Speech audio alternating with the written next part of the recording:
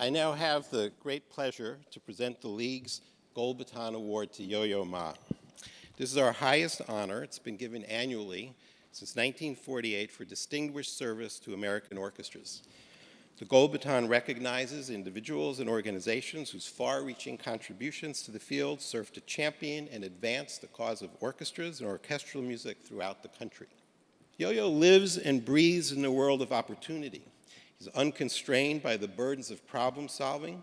He's reshaped our understanding of the infinite possibilities of our art form and the enormous capacity of artists to change the world.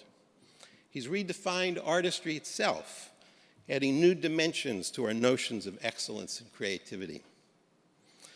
Over these 3 days, we've asked ourselves, how can we create the greatest impact? One of Yo-Yo's answers has been to view music as a vehicle for the migration of ideas across a range of cultures throughout the world. The most vivid realization of his vision is, of course, the Silk Road Ensemble, a collective of artists from around the world who create music that engages many traditions. Yo-Yo founded Silk Road in 1998 simply as a way to better understand his neighbors, armed with a conviction that embracing difference leads to a more hopeful world. Since then, Silk Road has commissioned more than 100 new works from composers and arrangers around the globe, released 7 albums, and they've performed everywhere. Yo-Yo grasped early on that classical music does not live on a pedestal removed from other musical genres, but instead lives in a very big neighborhood that contains all the world's music. Tango, bluegrass, samba, Yo-Yo's explored them all, and his collaborations with Chris Thiele, Edgar Meyer, Mark O'Connor, Stuart Duncan, and others have garnered Grammy Awards and stretched the boundaries of numerous styles. And he's done the same thing within the classical tradition, having commissioned new works from Osvaldo Golijov, Leon Kirshner, Zhao Lin, Chris Rouse, Esa-Pekka Salonen, Giovanni Sollima, Bright Chang, Tan Dun, and John Williams. Yo-Yo has pierced the wall that separates classical music from the wider world.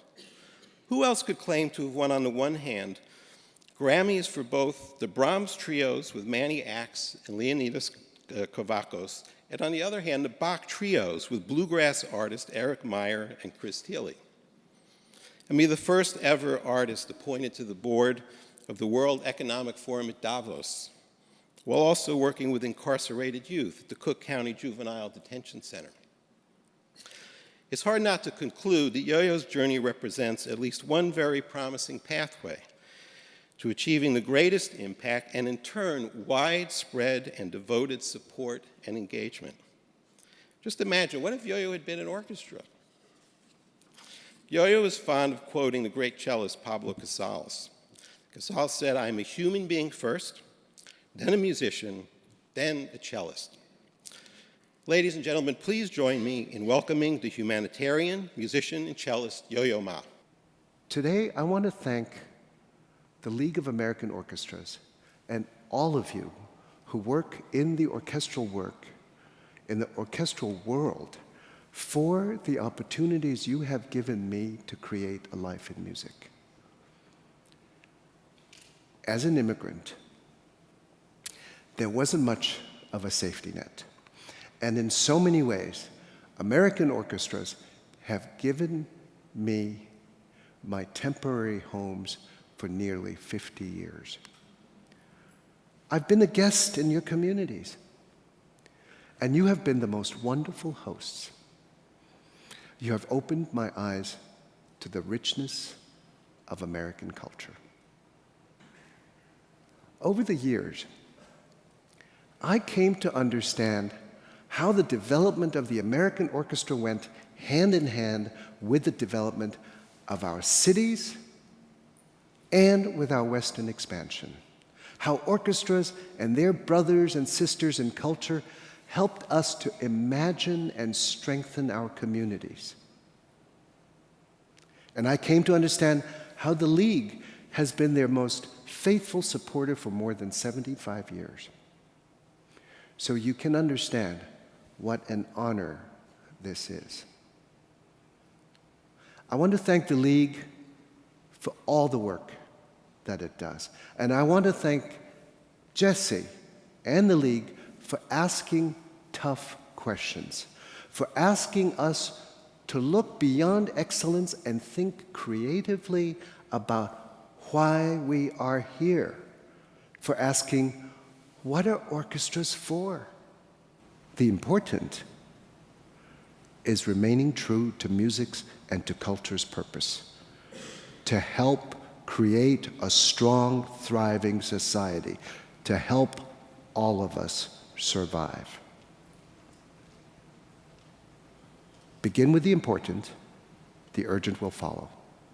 If our work matters, really matters, audiences will come, tickets will sell, the community will support us. But why does any of this matter? How does our work really impact society? How does culture begin to help the world transform itself? When it lasts. And it lasts when we practice our work in conversation with our communities and with each other. When we remember what culture is for.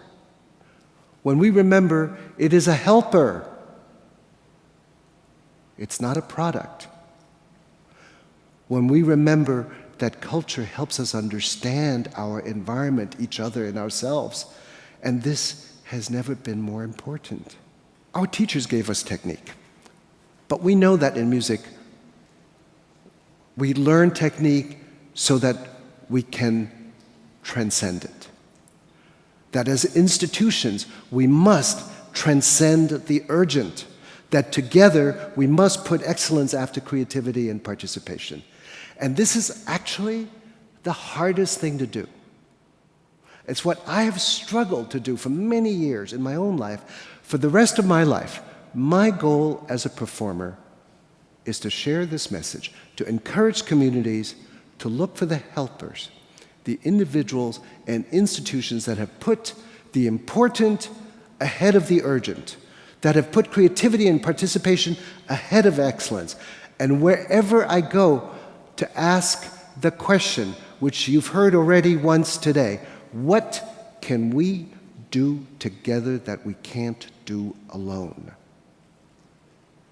What can we all do together that we can't do alone?